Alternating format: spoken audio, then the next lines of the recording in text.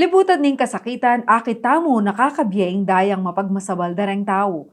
May magalput lareng community pantries ang mamiyasaup kapamilataning food supplies kareng pakakalulu. King Santo Rosario Angeles City balang Domingo, mag-organisayang community pantry ibeni Libondok.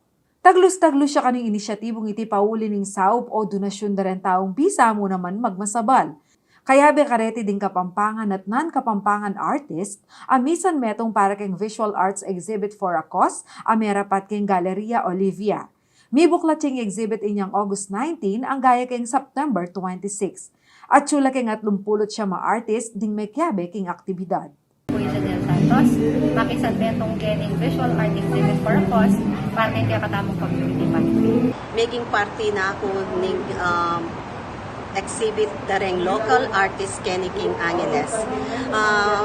Meto pong karangalan ka ko na maging part ko at may kapag-produce ko rin kareng kanakong arts at ila po rin contribution ko Kenny.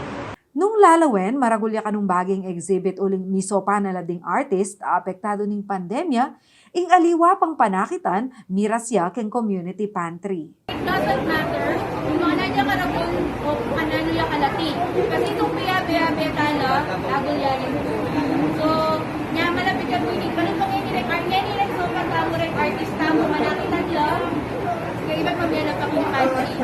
Tinagod na naman keng pamuklat ng exhibit ding aliwang manungkulan keng syudad ng Angeles, ang memye financial asaup keng community pantry. Half of the Sambunuang Panunsod, we will donate 5,000 po to the pantry and 5,000 para naman po. And rest po kasi work na rin para naman. Tutukan niya yung visual art exhibit for a cause IT king ating kaming kay, ngayon ni Webis alas 7 ning bengi, king CLTV at live yan naman king CLTV Facebook page. Diyan na lumbang parungaw, CLTV News.